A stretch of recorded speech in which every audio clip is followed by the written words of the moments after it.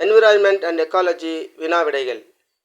Green house gases அதிகரிப்பால் ஏற்படும் முக்கிய விளைவு என்ன?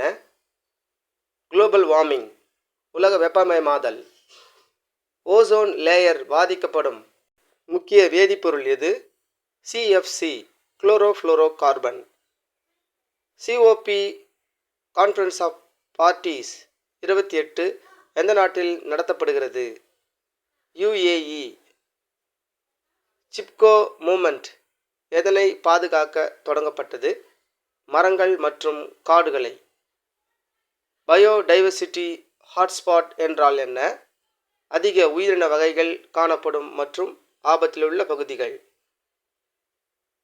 மான்ட்ரியல் புரோட்டோகால் எதனை பாதுகாக்க உருவாக்கப்பட்டது?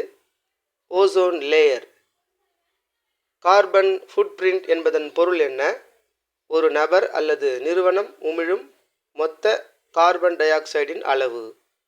இந்தியாவில் ப்ராஜெக்ட் டைகர் எந்த ஆண்டு தொடங்கப்பட்டது? 1973. ராம்சார் சைட்ஸ் என்றால் என்ன? சர்வதேச முக்கியத்துவம் வாய்ந்த ஈரநிலங்கள். உலக சுற்றுச்சூழல் தினம் எப்போது? June 5. For more videos, subscribe.